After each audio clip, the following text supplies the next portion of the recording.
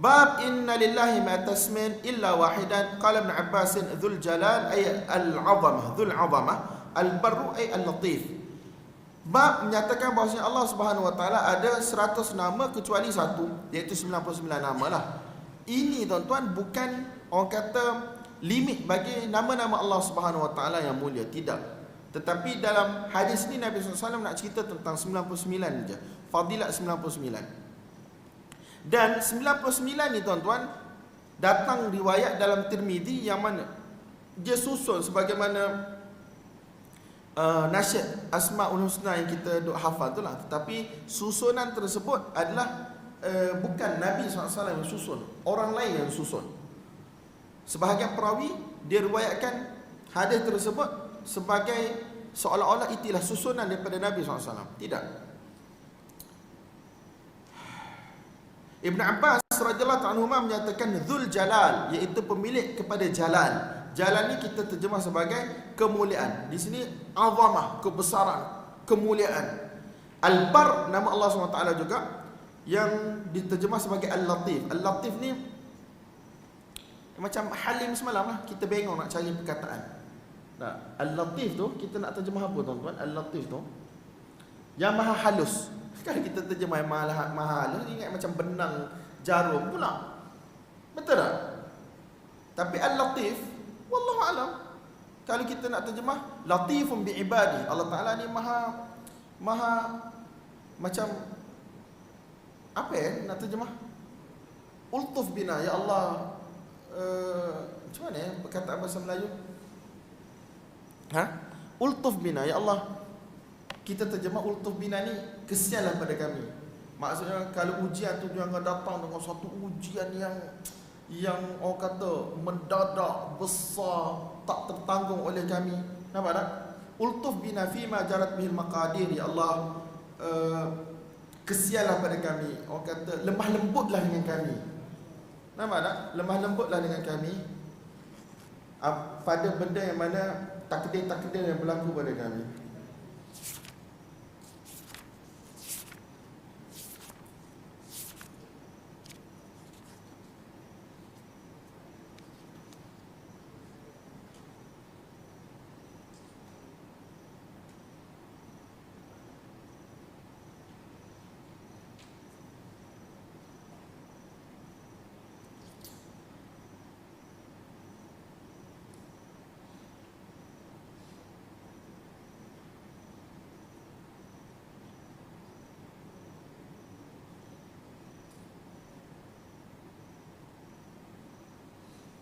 Sini dia terjemah Al-Latif, Meherban. Meherban ni tuan-tuan, kalau kita bari meherbani, maksudnya terjemah dia macam pengasih jugalah. Lemah lembut lah, bukanlah lemah lembut gemalai itu. Maksudnya kita terjemah apa tadi yang paling last tadi? Berlembutlah dengan kami, Allah berkaitan dengan takdir tu. Gitulah. Allah Ta'ala ni maha lembut. Tapi sini yang terjemah Melayu, dia terjemah sebagai maha halus. Wallahu a'lam. Memanglah latif tu syai' latif, benda yang seni. Betul. Ada terjemahan tu, tapi kalau kita nak padankan makna tu dengan bahasa kita kepada Allah Subhanahu Wa Ta'ala, tak tahulah. Halus tu orang boleh faham macam mana. Tapi latif ialah, ya Allah, Allah yang maha lemah lembut. Betul tak? Lemah lembut dengan kita. Maksudnya Allah yang tidak pengasar, Allah Ta'ala yang tidak syadid dengan kita. Tahu nak kecek pasal Allah ni, jangan duduk pelik-pelik sikit. Jangan duduk pelik-pelik. Tapi nak mana kita cuba untuk sampaikan. Halo tuan-tuan. Faham ni? وبه قال حدثنا أبو اليمان قال أخبرنا شعيب قال حدثنا أبو الزناد عن الأعرج عن أبي هريرة رضي الله عنه أن رسول الله صلى الله عليه وآله وسلم قال إن لله 99 اسما 100 إلا واحدة من أحصاها دخل الجنة أحصيناه حفظناه. Tuan-tuan, saya kali ni sebab kita daurah sekejap, so sanad-sanad tu saya tak ambil tahu sangat. Bukanlah tak ambil tahu, saya tak nak sebut sangat lah. Kalau tak, saya suka je sebut Abu Yaman tu siapa? Al-Hakam bin Nafi', Shu'aib bin Abi Hamzah, Abu Zinad Abdul Rahman bin Hurmuz, Al-A'raj siapa? Al-A'raj Abu Zinad Abdullah bin Zakwan, Al-A'raj Abdul Rahman bin Hurmuz. Abu Hurairah radhiyallahu anhu, bahasa Nabi sallallahu alaihi wasallam bersabda, sesungguhnya Allah Subhanahu wa taala memiliki 99 nama, 100 kecuali satu. Di sini dia tak kata, Nabi SAW tak kata Allah Taala hanya ada 99 nama. Tidak. Man ahsaha dakhala al-jannah. Siapa yang mana ahsa di sini orang kata meliputi, menghafal. Orang yang mana meliputi dan menghafal, maksudnya mengetahui secara baik, menghafal secara baik 99 nama ini, maka dia akan masuk syurga. Jadi Imam Bukhari rahmatullahi alaih dia bawa tafsiran ahsa di sini berdasarkan ayat Al-Quran, ahsainahu ay hafidhnah, pelihara ataupun hafal.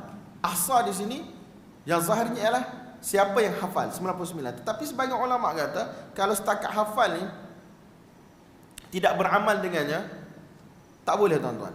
Sebab ada je orang-orang yang mana munafik, dia hafal je benda-benda tu, dia sebut elok je, tetapi kalau dia tidak beramal dengannya, dia tidak akan mendapat manfaat daripada apa yang dia hafal.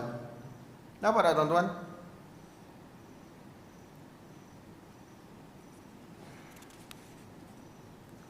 Jadi kita kena hafal dan kita beramal dengan makna-makna tersebut. Sebab makna-makna tersebut, sifat-sifat tersebut dia mempunyai makna. Jadi makna-makna yang khusus untuk Allah Subhanahu wa taala seperti Ar-Rahman, nama yang khusus untuk Allah Subhanahu wa taala, maka kita ifrad Allah Subhanahu wa taala dengan ibadah, dengan tauhid. Kita tak guna untuk orang lain. Tetapi sifat Ar-Rahmah yang ada pada Allah Subhanahu wa taala, yang kita faham maksudnya mengasihi, menyayangi, buat baik pada orang. Jadi kita kena cuba amallah dalam kehidupan kita. Sebab tu dalam riwayat-riwayat Nabi SAW kata Ar-Rahimun yarhamuhumur Rahman. Orang yang mana merahmati orang lain ni, Allah SWT akan merahmati mereka. Irham man fil ard yarhamka man fis sama. Hendaklah kamu belas kasihan, kasih sayang kepada orang yang berada di bumi, supaya apa? Supaya Allah Subhanahu wa taala belas kasihan, kasih sayang kepada kamu. Nampak tak tuan-tuan? Kan Asma'ul Husna ni banyak je kitab-kitab yang ditulis oleh para ulama untuk mensyarahkan nama-nama Allah yang mulia ini. Jadi sifat-sifat yang mana Allah Subhanahu wa taala bersifat dengan sifat kesempurnaan, sifat yang baik, sifat yang elok, yang kita boleh ikut, kita ikut. Nampak tak? Janganlah kita ambil sifat Allah kita nak jadi muntaqim. Tak, yang kira macam kita terjemah membalas keburukan dengan balasan yang setimpal layak, kita dah ambil yang tu je. Tak boleh lah tuan-tuan. Tapi macam sabur, sifat penyabarnya Allah Subhanahu wa taala, kita dah baca hadis semalam, kita boleh amal dalam kehidupan kita. Halim, gentlenya Allah, kita boleh amal dalam kehidupan kita. Nampak tak tuan-tuan? Wa biqala babus su'al bi asma'illah ta'ala wal isti'adzati biha. Bab memohon, berdoa kepada Allah SWT menggunakan nama-nama Allah SWT, iaitu kita dahulukan dengan nama Allah SWT ataupun kita selit dengan nama Allah SWT, dan kita minta perlindungan kepada Allah SWT dengan menggunakan nama Allah SWT. Tengok konteks, tempat yang sesuai, nama mana yang kita nak dahulukan. Nampak tak? Wa bi qala hadatsana Abdul Aziz ibn Abdullah qala hadatsani Malik an Sa'id ibn Abi Sa'id al-Maqburi an Abi Hurairah radhiyallahu anhu an Nabi sallallahu alaihi wasallam annahu qala idza jaa ahadukum ila firashihi falyanfudhu bi sanifati thawbihi 3 marrat wal yaqul bismika rabbi wada'tu janbi wa bika arfa'uhu in amsakta nafsi faghfir laha wa in arsalta fahfadhha bima tahfadhu bi ibadika as-salihin. Tabahu Yahya wa Bishr bin Mufaddal an Ubaidillah an Sa'id an Abi Hurairah radhiyallahu anhu an Nabi sallallahu alaihi wasallam. Wa zada Zuhair wa Abu Dhamra wa Ismail bin Zakaria an Ubaidillah an Sa'id an abihi an Abi Hurairah radhiyallahu anhum an Nabi sallallahu alaihi wasallam. ورواه ابن عجلان عن سعيد عن ابي هريره رضي الله عنه عن النبي صلى الله عليه وسلم. تابعه محمد بن عبد الرحمن والدراوردي واسامه بن حفص. Tuan-tuan, hadis ni ialah hadis Abu Hurairah. Cumanya Abu Hurairah ni dia ada satu orang anak murid, nama dia Kaisan, yang dikenali sebagai Abu Sa'id Al-Maqburi. Dan Abu Sa'id Al-Maqburi ni, nama dia Kaisan tadi, dia ada anak. Nama dia ialah Sa'id. Nampak tak? Sa'id, ayah dia lah Abu Sa'id. Nama Abu Sa'id ialah Kaisan. Riwayat daripada Abu Hurairah radhiyallahu anhu. Cumanya Sa'id al-Maqburi ni, dia riwayat daripada ayah dia daripada Abu Hurairah. Tetapi lepas tu dia ada juga riwayat direct daripada Abu Hurairah radhiyallahu anhu. Nampak tak? Jadi sekarang ulama-ulama hadis mereka sangat teliti. Mereka akan bezakan yang mana Sa'id riwayat daripada ayah dia daripada Abu Hurairah, dan yang mana Sa'id riwayat terus daripada Abu Hurairah. Nampak tak? Itu yang cerita panjang-panjang lebar nama yang Imam Bukhari bawa ni. Dia nak bagi tahu yang tu lah. Hadis ni Sa'id riwayat direct daripada Abu Hurairah, ataupun Sa'id riwayat daripada ayah dia daripada Abu Hurairah. Jalur yang pertama yang dibawa oleh Imam Bukhari rahmatullahi alaih, dia kata daripada Imam Malik daripada Sa'id ibni Abi Sa'id. Sa'id di sini ialah Al-Maqburi daripada Abu Hurairah. Betul tak? Dia tak lalu jalur siapa? Jalur ayah dia. Sa'id terus direct Abu Hurairah. Nabi SAW bersabda, apabila seseorang daripada kalian pergi ke tempat tidurnya, hendaklah dia bukan kebas, dia orang Kelantan sebut kebah. Bahasa luar saya tak tahu, kebas ke kibas ke saya tak tahu. Apa maksud dia tuan-tuan? Apa bahasa yang betul? Hendaklah mengibaskan. Kibas. Tempat tidur dia tu bi sanifati thawbihi, dengan pakaian dia. Kalau kita guna selimut lah, untuk sebab takut ada binatang-binatang buas dan seumpamanya, na'udzubillah, sebanyak 3 kali. Dan hendaklah dia berdoa. Ni tuan-tuan, kalau kita malas nak hafal saya bismillahirrahmanirrahim ahya wa amut wa amutnya. Tapi kalau paling tak pun tuan-tuan bermonolog, faham konsep yang ada di dalam doa ni, tuan-tuan bermonolog dengan Allah, bercakap dengan Allah. Nampak tak? Apabila seseorang daripada kalian pergi ke tempat tidurnya, buat macam disebut tadi, dan hendaklah dia cakap bismika, dengan nama engkau wahai Tuhan. Rabbi, Tuhanku, wada'tu jambi, bismillah, dengan nama Allah. Bismika Rabbi, dengan nama engkau wahai Tuhanku, wada'tu jambi, aku letakkan lambung, maksudnya tidur dalam keadaan mengiring ni. Wabika arfa'uh, dan dengan nama engkau juga aku bangun daripada kedudukan tadi. Sebab semua benda tuan-tuan kita mulakan dengan nama Allah Subhanahu Wa Taala. Walaupun tidur, bangun daripada tidur, kalaulah tidak dimudahkan oleh Allah, benda tu tidak akan jadi mudah. Antara maksud huruf ba adalah, yang ulama bahaskan adalah untuk isti'anah, iaitu untuk kita minta tolong. Jadi aku minta tolong dengan engkau ya Allah, mudahkan aku untuk tidur. Aku minta tolong kepada engkau ya Allah, mudahkan aku untuk bangun. Ataupun ba ni kita boleh bagi makna litabarruk, ya Allah, dengan keberkatan engkau, aku minta keberkatan daripada engkau untuk aku tidur, dan aku minta keberkatan daripada engkau, engkau mudahkan untuk aku bangun. Sebab bukan senang tuan-tuan, especially orang tua-tua sekarang kan, nak letak badan pun susah, nak bangun pun susah.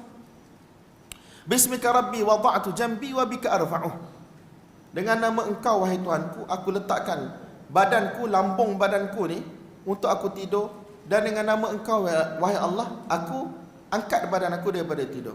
In amsakta nafsi faghfir laha, jika engkau matikan aku pada malam ini, maka ampunkanlah.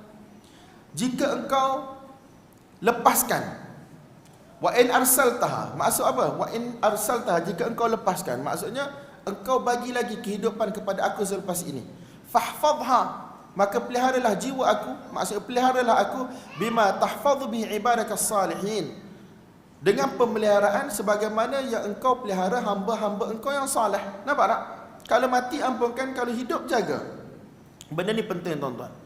Jadi riwayat Malik, Imam Daril Hijrah ni, daripada Sa'id al-Maqburi daripada Abu Hurairah, dengan jalur macam ni, secara direct macam ni. Ada perawi lain lagi yang riwayat macam tu, iaitu Yahya wa Bishr ibn al-Mufaddal daripada Ubaidillah daripada Sa'id daripada Abi Hurairah.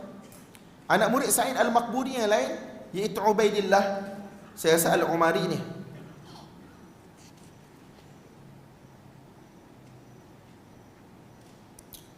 Ubaidillah al-Umari, dia riwayat, maksudnya Imam Malik tidak bersendirian meruwayatkan macam tu. Tuan-tuan faham tak faham tu cerita lain. Penting saya kena cakap sebab dia dalam kitab. Kemudian ada riwayat yang lain Daripada jalur anak murid Sa'id Al-Maqburi yang lain, iaitu Zuhair, Abu Tamrah, Ismail bin Zakaria. Bukan. Anak murid Ubaidullah, berlaku khilaf pada Ubaidullah. Anak murid Ubaidullah daripada Sa'id yang lain-lain, Zuhair, Abu Tamrah, Ismail bin Zakaria, dia riwayatkan daripada siapa? Diriwayatkan daripada Sa'id, daripada ayah dia, daripada Abu Hurairah. Dia letak ayah dia kat tengah. Kemudian Muhammad ibn Ajlan, dia riwayatkan daripada Sa'id, daripada Abu Hurairah, daripada Nabi SAW. Dan Muhammad ibn Ajlan, dia tidak bersendirian dalam riwayat dia macam ni. Antara co-narrator yang riwayat macam ni ialah Muhammad bin Abdul Rahman. Muhammad bin Abdul Rahman ni siapa? Dan Ad-Darawardi, Abdul Aziz Ad-Darawardi, dan juga Usama ibn Hafs. Ni antara tempat yang tak silap saya yang selalu dikritik oleh Ad-Daraqutni rahmatullahi alaihi. Wallahu alam. Ada tuan-tuan tak perlu tahu lah. Tapi kenapa ulama macam tu? Ulama nak tahu hafalan setiap seorang perawi. Kalau kita semua okey, Sa'id daripada ayah dia sampai ke Abu Hurairah juga, Sa'id ke Abu Hurairah terus pun tak ada masalah. Matan sama. Tak, ulama hadis tak gitu. Dia nak cek hafalan seseorang tu. Orang yang mana sekejap dia daripada Sa'id daripada Abu Hurairah, sekejap daripada Sa'id daripada ayah dia daripada Abu Hurairah. Kalau dia tak konsisten, maksudnya hafalan yang bermasalah. Jadi dia bukan satu orang perawi yang terpercaya dari sudut hafalan dia. Nampak tak? Kalau kita mudah, matan sama okey lah. Walaupun jalan sekejap macam ni, sekejap macam ni, yang paling penting matan okey. Tak. Ulama dia nak tahu hafalan orang tu macam mana. Kalau orang tu hafalan dia teruk tuan-tuan, bukan kata hadis ni, hadis-hadis lain ulama akan buang. Takkan ambil. Nampak tak tuan-tuan? Antaranya Imam Bukhari rahmatullahi alaih, dia tak keluarkan daripada jalur Muhammad bin Ajlan daripada Sa'id. Sebab Muhammad bin Ajlan ni antara orang yang mana seingat saya, dia tidak boleh hafal elok Sa'id daripada ayah dia ke Sa'id terus daripada Abu Hurairah. والله أعلم بالصواب. وبه قال حدثنا مسلم قال حدثنا شعبة عن عبد الملك عن ربعي عن حذيفة رضي الله عنه أنه قال كان النبي صلى الله عليه وسلم إذا أوى إلى فراشه قال اللهم باسمك أحيا وأموت. Saya suka doa ni sebab dia pendek. وإذا أصبح قال الحمد لله الذي أحيانا بعدما أماتنا وإليه النشور. Nabi SAW apabila pergi ke tempat tidur, baginda akan berdoa ataupun baginda akan bacakan, wahai Allah, dengan nama engkau aku hidup dan aku mati. Dan apabila baginda SAW bangun pada waktu pagi, baginda Nabi SAW akan berkata, segala puji bagi Allah Subhanahu Wa Taala yang mana telah menghidupkan kita semua selepas mana dia mematikan kita semua, dan sesungguhnya hanya saja kepada Allah Subhanahu Wa Taala makhluk-makhluk ini akan dikembalikan. Jadi bismika ini sebenarnya tuan-tuan, tajuk bab ni Imam Bukhari buat adalah dia perbahasan panjang. Adakah nama Allah itu Allah ataupun tidak? Jadi kalau kita tengok zahir riwayat ni, yang paling penting nama Allah itu bukan makhluk lah.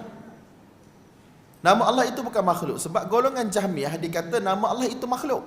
Allah cipta nama dia dan Allah guna nama tu. Macam mana Allah cipta tu kita tak tahulah. Pada pandangan mereka yang kata Allah cipta, sebab kita bila sebut cipta, buat buku, betul tak? Buat kereta, buat handphone. Jadi dia kata Allah cipta nama dia dan Allah pakai nama tu. Dan nama Allah makhluk. Jadi Imam Bukhari rahmatullahi alaih kata, sekarang kalau kita kata nama Allah tu makhluk, takkan Nabi buat syirik, na'udzubillah. Sebab Nabi kata bismika, dengan nama engkau. Takkan Nabi minta berlindung dengan makhluk. Jadi senang ceritanya, nama bukan makhluk. Nama Allah bukan makhluk. Nampak tak tuan-tuan?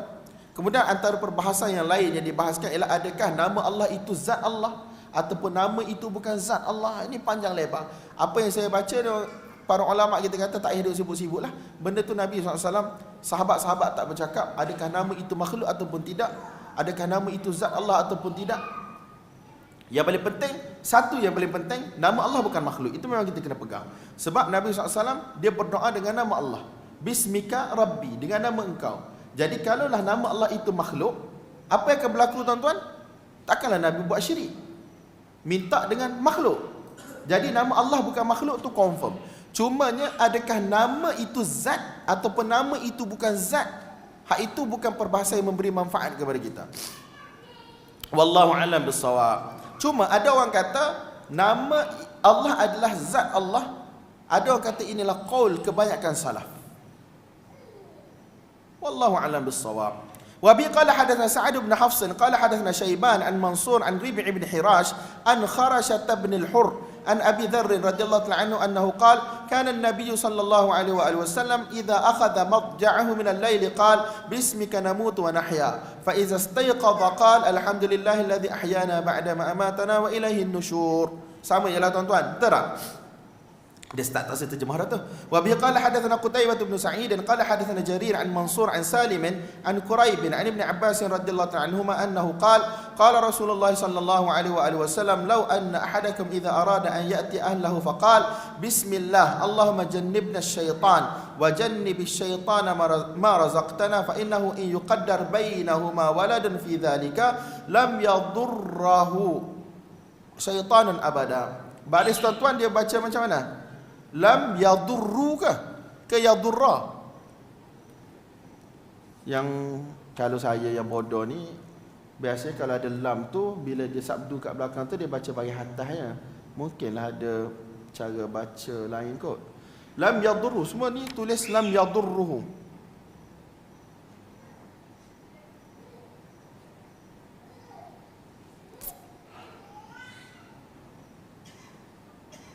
Lam yadurruhu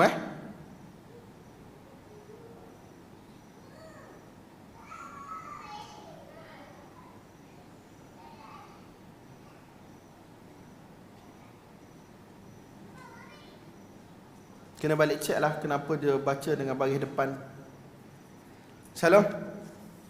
Nabi SAW bersabda, kalaulah seseorang daripada kalangan kamu ingin mendatangi isterinya, maksudnya ingin bersetubuh dengan isterinya, maka dia baca bismillah dengan nama Allah.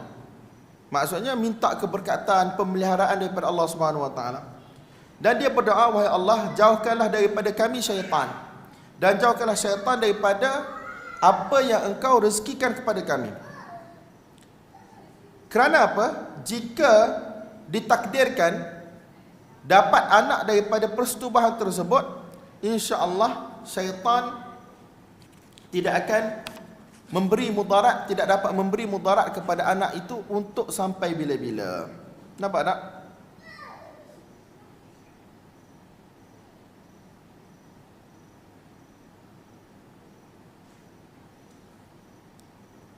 Wa bi qala hadatsana Abdullah bin Maslamah qala hadatsana Fudailun an Mansur an Ibrahim an Hammam an Adi bin Hatim radhiyallahu ta'ala anhu annahu qala sa'altu an-nabiy sallallahu alaihi wasallam qultu ursilu kilabi al-mu'allamata qala idza arsalta kilabaka al-mu'allamata wa dhakarta isma Allah fa amsakna fakul wa idza ramaita bil mi'radi fa kharaqa fa khazaqa fakul. Adi bin Hatim, banyak ni hadis ni dalam Sahih Bukhari berkaitan dengan apa tuan-tuan? Perburuan. Sebab Adi bin Hatim ni dia pergi ke dalam ekspedisi jihad lah. Dia pergi ke kawasan yang ada banyak binatang buruan. Jadi dia tanya Nabi SAW bagaimana nak buat. Sebab bukan semua binatang ni tuan-tuan kita boleh tangkap dengan diri kita sendiri. Nampak tak? Mereka berhajat kepada makanan. Mereka berada di kawasan yang banyak binatang perburuan. Jadi tanya Nabi SAW. Dia kata, ya Rasulullah, aku lepaskan anjing-anjingku yang aku telah ajari untuk berburu. Kita tak nak cerita panjang benda ni, tuan-tuan kena mengaji bab fiqh lah dalam bab perburuan ni. So Nabi SAW kata, jika engkau lepaskan anjing-anjing engkau yang telah diajar, maksudnya ajar untuk berburu, dia tahu dah sampai anjing tu pandai, dia tidak akan makan daripada hasil buruan dia tu kan. Maka pada waktu tersebut, kalau engkau hantar anjing yang mu'allamah ni, telah diajar ni, sampai satu tahap memang dia boleh digunakan untuk berburu, dan kau sebut Bismillahirrahmanirrahim, ataupun kau sebut Bismillahirrahmanirrahim, maka apa yang berlaku tuan-tuan? Dia kata, apabila anjing-anjing tersebut mencegah dirinya daripada makan, fakul, maksudnya anjing tu betul-betul terpelajar lah. Tapi dengan syarat kena baca bismillah. Jadi di sini Imam Bukhari sebut hadis ni kerana perkataan wa dzakarta ismallah, kamu sebut nama Allah SWT, dengan nama Allah. Dia tak kata dengan Allah, dengan nama Allah. Jadi nama Allah SWT itu bukan makhluk lah. Nampak tak? Fa'amsakna fakul. Kalaulah anjing itu tidak makan, maka kamu boleh makan. Dan jika engkau tombak ataupun kamu lempar spear ke apa tu, tombak, benda-benda yang mana boleh membunuh binatang buruan, cumanya bil mi'rab. Mi'rab ni dengan yang tajam lah. Fakhazaqa, dan dia mengalirkan darah, maka kamu boleh makan. Tuan-tuan, benda ni kena belajar kitab Said wa Dhabaih berkaitan dengan perburuan dan juga sembelihan. Kita nak terang semua-semua ni kat sini memang tak sempat lah.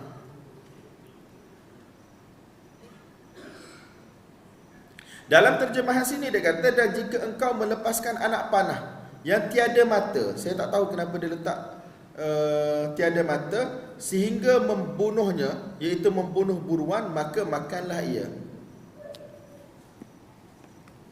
Terjemahan tuan-tuan,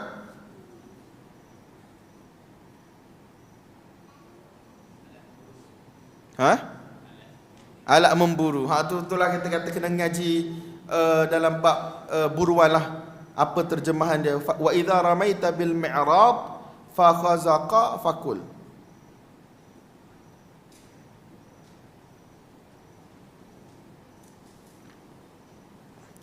وبه قال حدثنا يوسف بن موسى قال حدثنا أبو خالد الأحمر قال سمعت هشام بن عروة يحدث عن أبيه عن عائشة رضي الله عنها أنها قالت قالوا يا رسول الله إنا هاهنا أقواما حديثا أحدهم بشرك يأتون بلحمان لا ندري يذكرون اسم الله عليها أم لا قال اذكروا أنتم اسم الله وكلوا تابعه محمد بن عبد الرحمن والدراوردي وأسامة بن حفص. Aisyah radhiyallahu anha berkata, mereka berkata, ya Rasulullah, iaitu para sahabat bertanya kepada Nabi sallallahu alaihi wasallam. Dia kata di sini ada satu puak yang mana mereka ni baru sangat masuk Islam. Terjemahan di sini sangat, mereka ni masih lagi baru dengan syirik. Maksudnya mereka ni masih baru meninggalkan syirik. Nampak tak? Maksudnya syirik ni mereka tidak beriman dengan Allah lah, ataupun mereka menyekutukan Allah, sembah berhala dan seumpamanya. Jadi bila mereka sembelih binatang, jadi biasanya mereka akan sembelih guna nama Tuhan-Tuhan mereka. Jadi sekarang ni mereka ni baru masuk Islam. Bila mereka baru masuk Islam, kita takut masih lagi ada baki-baki daripada kesyirikan dahulu. Jadi kita takut nak makan daging yang mana mereka bagi kepada kami. Ya'tuna biluhman, mereka datang kepada kami membawa daging-daging. Kami tak tahulah mereka sebut nama Allah ataupun tidak. Maka Nabi SAW kata, uzkuru antum ismallah wa kulu. Kamu bacalah bismillahirrahmanirrahim dan kamu makanlah. Hadis ini juga diriwayatkan melalui jalur Muhammad ibn Abdul Rahman dan Ad-Darawardi dan juga Usama ibn Hafs. Tuan-tuan, isu ni besar, bukan isu kecil. Dan benda ni orang selalu travel, dia tahulah. Salah faham terhadap hadis. Kaedah tuan-tuan, apabila melibatkan kemaluan wanita dan juga melibatkan daging, maka kita kena berhati-hati, sangat-sangat kena berhati-hati. Kita kena kira benda tu haram dulu sehingga jelas senyanya halal. Nampak tak? Kemaluan wanita ni maksudnya ialah seseorang itu tidak boleh bersetubuh dengan seseorang wanita kecuali jelas wanita itu halal untuk dia. Faham tak? Maksudnya kena jelas lah, ini isteri kita. Mana boleh syak-syak, okeylah bini aku lah ni. Tak boleh lah. Kemudian masalah daging, masalah sembelihan. Selagi mana kita tidak yakin ataupun tidak ada dhanni ghalib, dhan yang kuat bahawasanya daging ini halal, maka kita tak boleh makan. Yakin sama ada kita sembelih sendiri ataupun yang sembelih tu kita tengok dan kita tahu dia ni satu orang Islam. Nampak tak? Isu satu lagi, baca bismillah tak baca bismillah ni khilaf besar di kalangan ulama Syafi'i dan mazhab-mazhab yang lain. Mazhab Syafi'i tidak mensyaratkan baca bismillah dalam sembelihan. Sunat. Selagi mana dia tidak sembelih untuk selain daripada Allah. Maksudnya dia tak buat untuk sembahan berhala ke apa ke. Kalau dia tak baca bismillah pun, selagi mana dia tak niat yang mengarut-ngarut, maka boleh dimakan. Tapi saya tak rasalah ulama-ulama ataupun orang-orang yang bermazhab Syafi'i dia sengaja tak baca bismillah dalam sembelihan. Dia kata sunat tapi taklah haram kalau baca. Tetapi mazhab lain mereka memang mensyaratkan untuk baca bismillah. Nampak tak tuan-tuan? Ni kalau tempat-tempat ni memang antara tempat kalau kat madrasah memang kita orang selalu kena hentam lah. Sebab ustaz-ustaz kita yang Hanafi ni, yang bermazhab Hanafi ni, terutamanya yang beraliran Deobandi, mereka sangat particular dengan masalah daging. Dan mereka tak akan makan makanan yang bersumber daripada daging import ataupun ayam import daripada Brazil ke mana. Memang kalau naik kapal terbang memang mereka tak akan makan. Kalau budak-budak minta ustaz belikan tiket dulu, memang ustaz akan letak siap-siap vegetarian. Walaupun naik Qatar, walaupun naik Emirates, walaupun naiklah mana-mana kapal terbang, memang letakkan. Dan saya tak tahulah ni syadid ke tak syadid. Kalau mereka pergi buat haji, mereka akan bawa can food yang mereka masak sendiri dan mereka can sendiri dekat. Mungkin pada kita nampak syadid, tapi bagi dia orang tak. Dia orang kata itu ihtiyat. Sebab makanan ni sangat penting bagi dia orang. Wallahu a'lam bissawab. Jadi tuan-tuan, itu satu sudut. Jadi yakin ataupun zan ghalib. Zan ghalib ni ialah kita ada sangkaan yang kuat. Dan biasanya sangkaan yang kuat ni tuan-tuan, dia berada dalam satu suasana mahul, satu suasana yang mana sangat baiklah.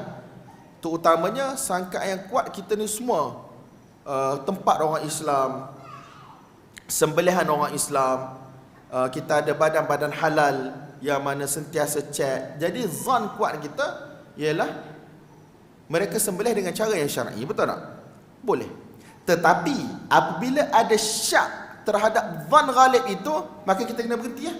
Sehingga jelas balik tempat kedai tertentu, orang tertentu, ini memang ayam dia, daging dia okey.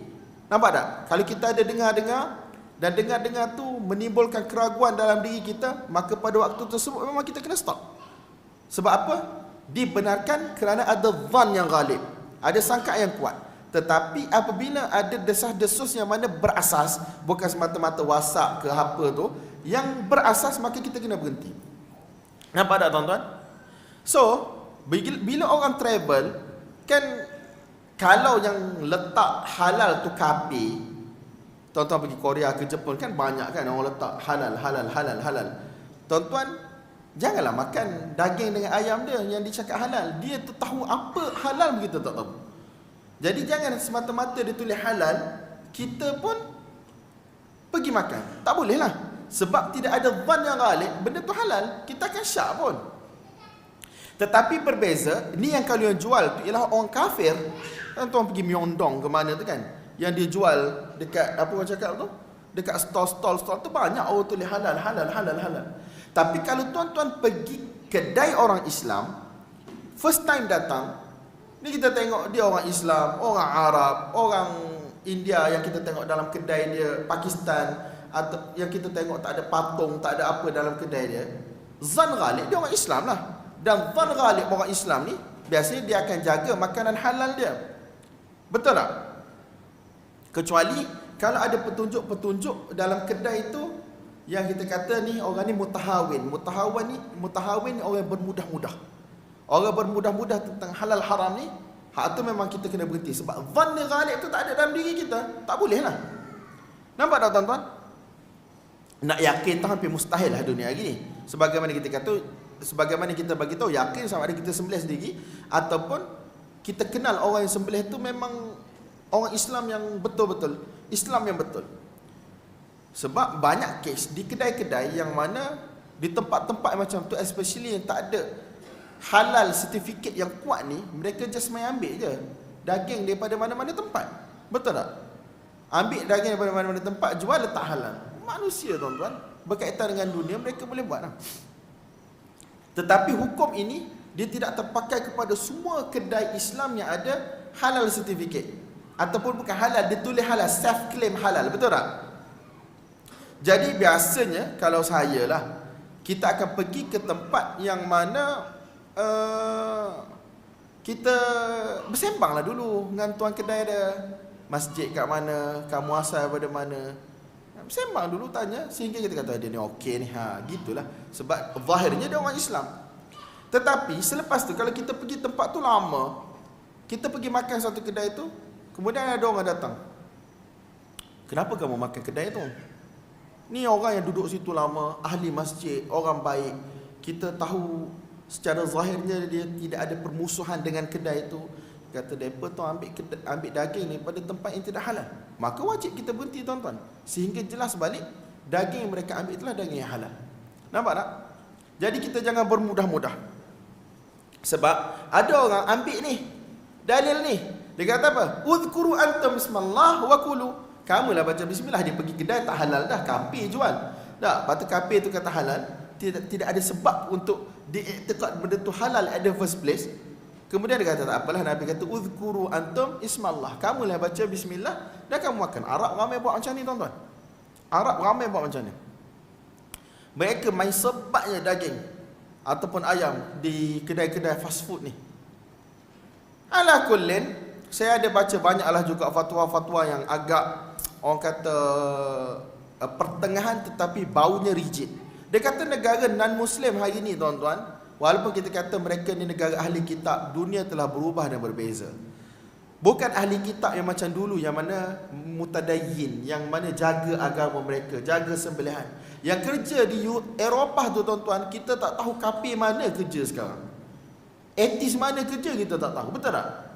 Bukan dia kata ini orang kata gereja ni punya tempat sembelihan ataupun Yahudi ni punya tempat sembelihan, tak. Dia kata negara ahli kitab. Padahal yang masuk dalam negara tu, komposisi negara tu daripada China, Vietnam, India, negara-negara orang tak ada Tuhan. Takkan kita nak kata sembelihan negara ahli kitab.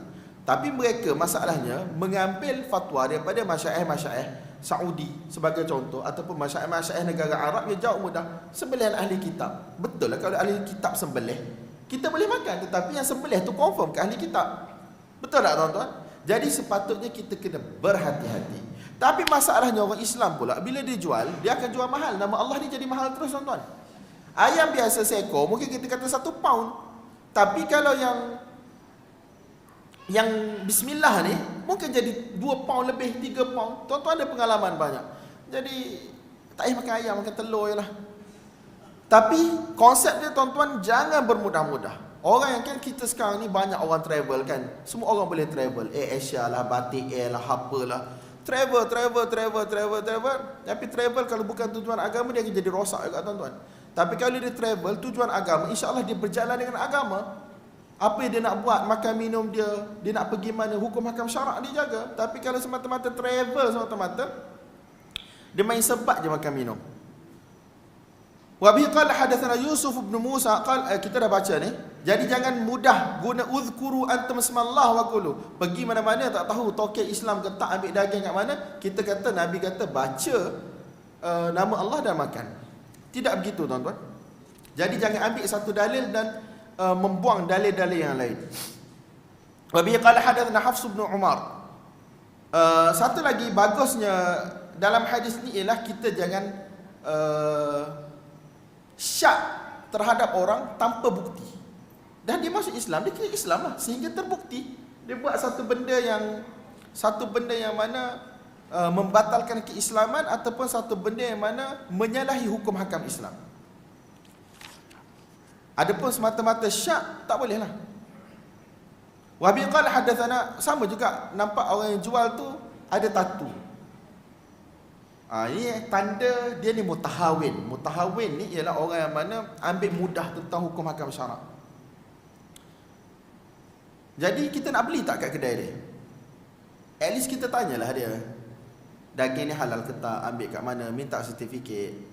Lepas tu kalau dia jawab dengan cara yang okey, mungkin tatu tu tatu lama, dia dah bertaubat.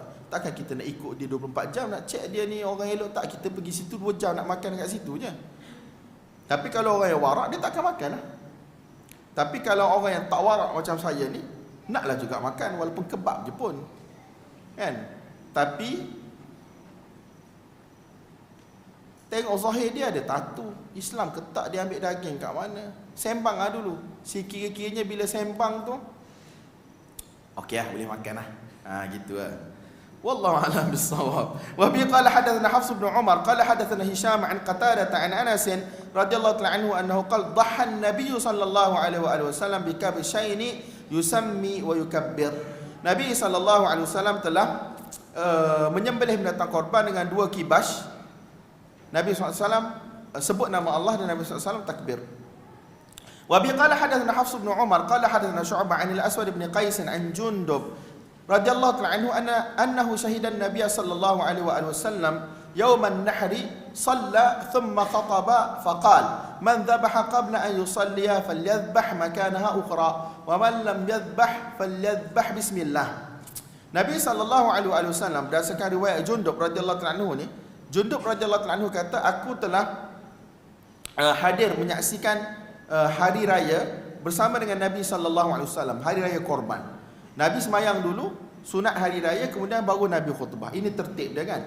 Kemudian Nabi bersabda, siapa yang mana telah sembelih sebelum dia solat hari raya, maka hendaklah dia sembelih 1 ekor binatang korban lagi sebagai ganti sembelihan tadi. Sebab sembelihan tadi tidak dikira sebagai binatang korban, syatul lahmin. Dia jadi macam daging biasa je, bukan haram makan, tapi dia tak dapat pahala korban tu. Wajib ke tuan-tuan disembelih yang kali kedua tu untuk dapat pahala korban? Tak wajib, kecuali kalau yang korban sebelum tu ialah korban wajib yang nazar. Nampak tak? Kalau dia korban sunat, dia ada seekor tu je, tak wajib pun, tapi better untuk dia buatlah supaya dia dapat pahala korban. Yang tadi tu pahala sedekah biasalah kalau dia bagi. Syatul lahmin itu ialah daging biasa, dapat pahala biasa je. Dan siapa yang mana masih belum menyembelih, maka hendaklah dia sembelih dengan nama Allah. Ni kata perintah, falyadhbah bismillah. Ini merupakan dalil bagi mazhab yang 3 wajib baca bismillah ataupun sebut nama Allah Subhanahu Wa Taala ketika sembelih, khilafan li Syafi'i rahimahullah. Wallahu a'lam bis-shawab.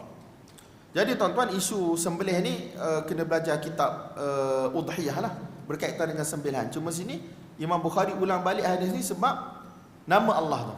Nama Allah bukan makhluk. Kalau dia makhluk, mana boleh sembelih guna nama makhluk, betul tak? Wa bi qala hadatsana Abu Nu'aim qala hadatsana Warqa an Abdullah bin Dinar an Ibn Umar radhiyallahu ta'ala anhuma annahu qala an-nabiy sallallahu alaihi wasallam la tahlifu bi abaikum wa man kana halifan falyahlif billah. Ini kita dah sebut semalam, lebih kurang matan dia. Nabi SAW bersabda, jangan sekali-kali kamu bersumpah menggunakan nama ayah-ayah kamu, datuk nenek moyang kamu. Siapa yang mana nak bersumpah, maka hendaklah dia bersumpah dengan nama Allah. Man kana halifan falyahlif billah. Siapa yang mana dia nak bersumpah, dia kena bersumpah dengan Allah Subhanahu Wa Taala ataupun sifat Allah ataupun nama Allah. Aw yaskut, ataupun dia senyap. Nampak tak?